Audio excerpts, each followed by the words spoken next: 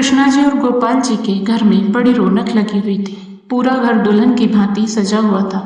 अतिथियों का आगमन तो 2 दिन पहले से ही शुरू हो गया था। कृष्णा जी के सभी रिश्तेदार यानी उनकी बहन, भाभी, ननंद आदि सभी नाते रिश्तेदार वह भी 2 दिन पहले ही आ गए थे, क्योंकि आज कृष्णा जी की बेटी अनिका का विवाह था और विवाह से 2 दिन पहले हल्दी और मेहंदी का फंक्शन था। कृष्णा जी के 2 बेटे और एक बेटी है। दोनों बेटों का विवाह हो चुका है। बड़े बेटे रवि और छोटे बेटे रमन का विवाह 1 वर्ष के अंतराल पर हुआ था। जहां रवि के विवाह को 2.5 वर्ष तो वहीं रमन के विवाह को 1.5 वर्ष हो चुका है। रवि की पत्नी का नाम अवनी और रमन की पत्नी का नाम कुनिका है। अवनी जहां सरल स्वभाव की आज्ञाकारी बहू है, वहीं कुनिका तेज तर्रार स्वभाव की, किसी की भी न सुनने वाली नकचड़ी बहू है। फिर भी कृष्णा जी कुनिका को ही अधिक पसंद और प्यार करती है। अवनी को तो वह हर समय डांटती ही रहती है। शादी की चहल पहल में सभी व्यस्त थे। एक तरफ कुछ मेहमानों का हंसी मजाक चल रहा था, तो वहीं दूसरी ओर कृष्णा जी अपनी बड़ी बहू अवनी को डांटते हुए बोली, बड़ी बहू, तेरा यहाँ रिश्तेदारों के बीच बैठकर हंसी मजाक चल रहा है और सारा काम यूं ही पड़ा हुआ है। तुझे यह भी नहीं दिखाई दे रहा है कि घर में कितना काम है? शादी का घर है, तेरी ननद की शादी है। अरे हमें तो फुर्सत नहीं मिल रही है एक पल बैठने की भी, और तू है कि यहाँ बैठकर हंसी मजाक में अपना समय बर्बाद कर रही है। अम्मी ने धीरे से कहा, मम्मी जी, मैं हंसी मजाक नहीं कर रही हूँ। वो तो बस मौसी जी ने मुझे चाय लाने के लिए कहा था, तो वही देने आई थी। मम्मी जी, आपको कुछ काम है क्या? बताइए, मैं कर देती हूँ। कृष्णा जी ने अवनी को कहा कि मैं यह कह रही थी कि तू तैयार होकर ताला वगैरह लगाकर रवि के साथ वेडिंग पॉइंट पर पहुंच जाना। मैं, अनिका और कुनिका हम तीनों पार्लर जा रहे हैं। वहीं से तैयार होकर हम वेडिंग पॉइंट पहुंच जाएंगे। ठीक है मम्मी जी, आप तीनों चली जाएं, मैं तैयार होकर इनके साथ पहुंच जाऊंगी। फिर कृष्णा जी ने अपनी सभी रिश्तेदारों की तरफ देखकर कहा, तुम लोग मेरा मुंह क्या देख रहे हो? तुम लोग भी फटाफट तैयार होकर शादी वाली जगह पर पहुंचो, और हाँ, टाइम से पहुंच जाना। पता है ना, रवि के पापा को लेट होना बिल्कुल भी पसंद नहीं है। तुम सब लेट हुए तो वो बेकार में गुस्सा और हो जाएंगे, और तुम सबके साथ साथ मुझे भी सुनाएंगे। कृष्णा जी ने अपनी छोटी बहन कमल से कहा। तभी कृष्णा जी की भाभी उमा जी बोली, अरे दीदी, आप कुनिका को और अनिका को तो लेकर जा रही हो, अवनी को क्यों नहीं लेकर जा रही? अरे जीजी, तुम कहाँ इस उम्र में बेटी के साथ पार्लर जा रही हो? अरे दोनों बहुओं को जाने दो। अनिका के साथ कुनिका तो जा ही रही है, अवनी को भी जाने दो, ये भी पार्लर से तैयार होकर आ जाएगी। आप तो यहीं घर में तैयार हो जाना। अवनी जवान है, इसकी उम्र है पार्लर जाने की, इसे जाने दो। भाभी के मुख से ऐसी बात सुनकर कृष्णा जी मुंह बिगाड़ते हुए बोले, अरे उमा, इतनी भी उम्र नहीं हुई है मेरी। आज मेरी बेटी की शादी है, पार्लर से ही तैयार होकर आऊंगी मैं। और रही बात अवनी बहू की, तो जब इसके बच्चों की शादी होगी तो यह उसमें तैयार हो जाएगी पार्लर में जाकर। ननद की बात सुनकर उमा मामी व्यंग कसते हुए बोली, अब जीजी तुम्हें क्या बोलूं मैं, तुम तो जाओ पार्लर। वैसे भी तुम्हारी बड़ी बहू अवनी इतनी सुंदर है, वो तो यहाँ भी तैयार हो जाएगी तो भी सुंदर ही लगेगी। फिर मामी अम्मी से बोली, चल रही बहू, तू भी जाकर तैयार हो जा। अपनी भाभी की बात सुनकर कृष्णा जी तुनकते हुए अपनी बेटी अनिका और छोटी बहू कुनिका को लेकर पार्लर रवाना हो गई। कृष्णा जी अपनी छोटी बहू कुनिका को हमेशा अपने साथ रखती थी। उसे घर का कुछ भी काम नहीं करने देती थी, क्योंकि कुनिका एक अमीर घर की बेटी थी और अवनी एक गरीब घर से थी। इधर घर की अन्य रिश्तेदार महिलाएं तैयार होकर सीधे विवाह स्थल पर रवाना हो गई। अवनी को भी इन्हीं सब कामों में 2 घंटे लग गए। सबके रवाना होने के बाद अवनी तैयार होने के लिए अपने कमरे में पहुंच गई। उसने अभी कपड़े निकालने के लिए अलमारी खोली ही थी, इतने में उसका फोन बजने लगा। अवनी ने फोन उठाया तो देखा उसकी सासू माँ कृष्णा जी का फोन था। उधर से कृष्णा जी कड़कती आवाज में बोले, अरे बहू, कितनी देर लगेगी तुझे वहां? यहाँ सब लोग पहुंच चुके हैं और तू है कि अभी तक नहीं पहुंची। बस मम्मी जी, मैं भी तैयार होकर पहुंच ही रही हूँ। अरे, अभी तक घर से भी नहीं निकली हो तुम? कितना धीरे धीरे काम करती हो। और हाँ, थोड़ा ढंग से तैयार होकर आना, हमारी भी इज्जत है समाज में। नाक मत कटवा देना हमारी। यह कहकर कृष्णा जी ने फोन काट दिया। फोन कटने के बाद अवनी ने अपने कपड़े निकाले और उन्हें पहनकर तैयार हुई। गहनों के नाम पर अवनी ने बाजार से लाई हुई आर्टिफिशियल ज्वेलरी पहन ली। आखिर गहनों के नाम पर यही तो था उसके पास, क्योंकि शादी में जो ससुराल वालों ने गहने चढ़ाए थे, गहने को तो उसे गहनों में लाद दिया था, परंतु वह गहने तो केवल दुनिया को दिखाने के लिए ही थे। अवनी और रवि को की शादी होते ही कृष्णा जी ने गहने उससे वापस लेकर रख लिए थे, यह कहकर कि तुम क्या करोगी गहने रखकर, तुमसे कहाँ सोने के गहने संभाले जाएंगे, क्योंकि अवनी एक गरीब घर की लड़की थी। कृष्णा जी का बेटा रवि हल्का सा पोलियोग्रस्त था।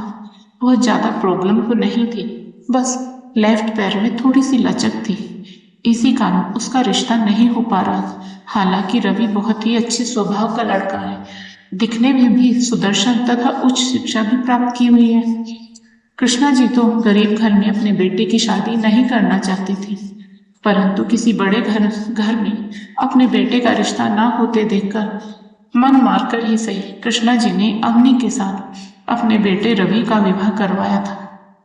अवनी गरीब घर की अवश्य थी, लेकिन पढ़ी लिखी होने के साथ साथ दिखने में भी सुंदर थी। अवनी और उसके माता पिता को रवि बहुत पसंद आया था, इसलिए वो शादी के लिए तैयार हो गए थे।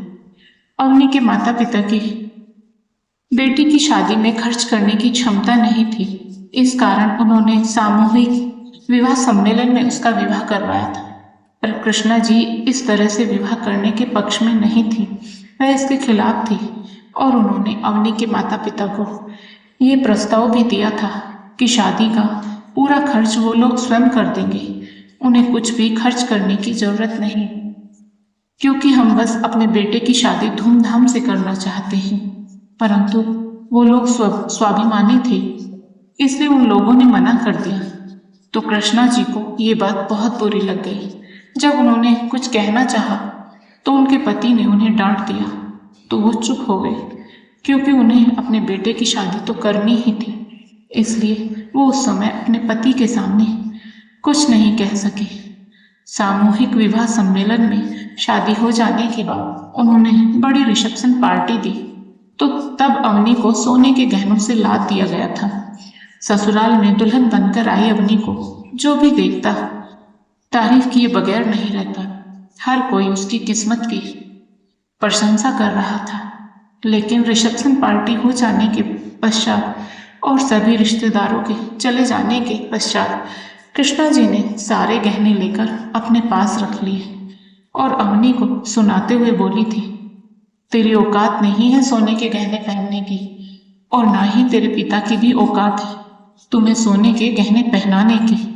जो यहाँ सोने के गहने पहनने के सपने देख रही है, ला ये गहने मुझे दे उतार कर, इन्हें तो मैं अपने पास ही रखूंगी।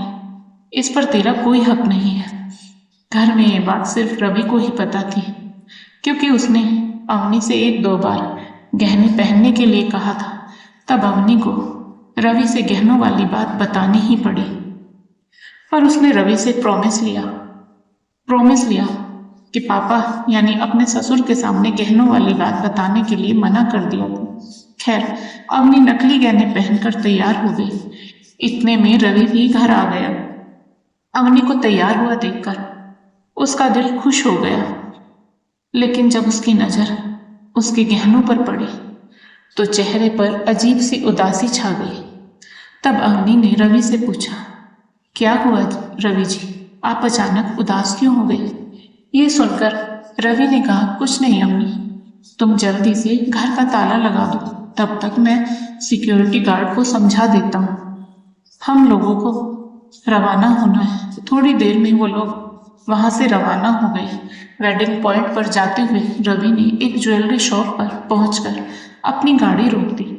ये देखकर अवनी ने कहा, क्या हुआ जी? रवि जी, यहाँ गाड़ी क्यों रोक दी आपने? अरे कुछ नहीं, मेरा कोई जरूरी सामान छूट गया था तो वो लेने आया हूँ, यह कहकर रवि ज्वेलरी शॉप के अंदर चला गया। इस बीच अवनी के मोबाइल पर सासू माँ के 2 बार फोन आ चुके थे। वह गार्डन में उन लोगों का बेसब्री से इंतजार कर रही थी। वो फोन पर ही अवनी को लेट होने के लिए अच्छी खासी डांट लगा चुकी थी। जब थोड़ी देर बाद रवि बाहर आया तो उसके हाथ में जो सामान था उसे अवनी के हाथ में पकड़ाते हुए बोला, ये लो अवनी, एक बार चेक करके देखो सही है क्या। अवनी ने पैकेट खोलकर देखा तो उसमें वही गहने थे जो अनिका की शादी की शॉपिंग के समय अवनी ने पसंद किए थे, परंतु उसकी सासू माँ ने उसकी पसंद के गहने लेने से इनकार कर दिया था और कहा था कि वो अपनी बेटी के गहने अपनी पसंद के ही लेगी। रवि जी, ये तो वही ज्वेलरी है जो मैंने अनिका के लिए पसंद की थी, तो क्या मम्मी जी ये गहने अनिका को देने को तैयार है? ये गहने अनिका के लिए नहीं है बल्कि तुम्हारे लिए हो, जो मैंने केवल और केवल तुम्हारे लिए खरीदे हैं। ये सुनकर अवनी हैरान रह गई और फिर बोली, मम्मी जी ये गहने देखेंगे तो नाराज हो जाएंगे। अवनी, तुम उनकी फिक्र मत करो, तुम चुपचाप नकली गहने उतारो और ये गहने पहन लो। आखिर रवि के कहने पर अवनी ने वो गहने पहन लिए। जब वो गहने पहनकर वह शादी में पहुंची तो कृष्णा जी उसे डांटने के लिए उसके पास आई, पर तभी उनकी नजर उसके गहनों पर पड़ी तो उन्होंने उसे साइड में ले जाकर उससे पूछा, बहू ये गहने तेरे पास कहाँ से आए? मम्मी जी, आपके बेटे ने दिलाए हैं। अवनी ने जब यह जवाब दिया तो कृष्णा जी अवनी की ओर गुस्से में आंखें निकालते हुए बोले, शर्म नहीं आ रही है तुम लोगों को? यहाँ बहन की शादी है, घर में इतने खर्चे हो रहे हैं, ऊपर से सोने के गहनों पर और खर्चा करके आ गई। बड़ा अच्छा फंसा रखा है तूने मेरे बेटे को। तभी उनका बेटा रवि भी आ गया और कृष्णा जी से बोला, मम्मी ये गहने मैंने अपनी कमाई से अपनी पत्नी के लिए खरीदे हैं, तो आप इसे क्यों सुना रही हो? आपने तो इसे जो शादी पर गहने दिए थे वो सब वापस ले लिए थे और अपनी छोटी बहू को दे दिए। इसे भी सोने के गहने पहनने का हक है। यहाँ हर कोई सोने के गहने पहने हुए हैं, यहाँ तक कि आपने भी सोने के गहने पहन रखे हैं, तो ये अकेली नकली गहने पहनकर अच्छी लगती क्या? अच्छा बेटा, अब तेरी कमाई हमसे अलग हो गई। चल ठीक है, अभी मेरी बेटी की शादी है, मैं उसमें कोई हंगामा नहीं चाहती हूँ। तुम दोनों को तो मैं बाद में घर पर देखूंगी। कृष्णा जी रवि को डांटते हुए बोली। तभी कृष्णा जी की धमकी उनके पति गोपाल जी ने सुन ली तो वह कृष्णा जी को डांटते हुए बोली कि घर पर क्या देखोगी तुम? मैं तुम्हें अभी जवाब दे देता हूँ। अवनी बहू के गहने तो तुमने लेकर रख लिए और फिर उनमें से कुछ गहने छोटी बहू को दे दिए, जबकि हमने छोटी बहू को शादी पर खूब गहने चढ़ाए थे। हमारे पास पैसे की कोई कमी तो नहीं थी। हमने छोटी बहू के लिए अलग से गहने बनवा दिए थे, तो फिर तुमने बड़ी बहू के गहने छोटी बहू को क्यों दिए? मैं फिर भी चुप रहा और ना ही रवि ने कुछ कहा, लेकिन अब ये गहने रवि ने अवनी बहू को दिलाए हैं। इन पर नजर रखने की बिल्कुल भी कोशिश मत करना, वरना तो मुझसे बुरा कोई ना होगा, समझी तुम? पति की बात सुनकर कोनिका जी सन्न रह गई। यूं चौंकने की जरूरत नहीं है। तुम्हें क्या लगता है मुझे पता नहीं है कि तुमने अवनी बहू के गहने लेकर अपने पास रख लिए थे और उनमें से कुछ गहने तुमने अपनी छोटी बहू कोनिका को दे दिए और बाकी गहने अब तुम अपनी बेटी को दे रही हो। तभी तुमने अवनी बहू के पसंद किए हुए गहने लेने से मना कर दिया था और अब मुझे बेवजह का कोई तमाशा नहीं चाहिए। तुमने बहू के गहने अपनी बेटी को दिए सो दिए, लेकिन बड़ी बहू के इन गहनों पर नजर बिल्कुल मत रखना, क्योंकि ये गहने इसे इसके पति ने दिलवाए हैं। पतिदेव की इस डांट के बाद कृष्णा जी की कुछ भी कहने की हिम्मत नहीं हुई, क्योंकि वह अपने पति देव के गुस्से से तो भली भांति परिचित थी और उनके गुस्से से बहुत डरती भी थी। आखिर अपनी ही बहुओं में कृष्णा जी ने फर्क क्यों किया? केवल इसलिए कि अपनी गरीब घर की बेटी थी और भूमिका अमीर घर से। क्या इंसान के व्यवहार, उसके व्यक्तित्व का कोई महत्व नहीं होता? कितनी अजीब बात है। किसी व्यक्ति का आकलन उसके आर्थिक स्तर से होता है। दोस्तों, क्या कृष्णा जी का यह भेदभाव वाला व्यवहार ठीक था? दोनों बहुए उनके अपने ही तो थे। कमेंट करके अवश्य बताएं।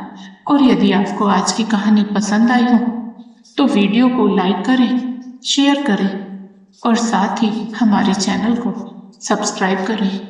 बेल आइकन को प्रेस करके ऑल बटन पर क्लिक करें। राधे राधे प्यारे दोस्तों।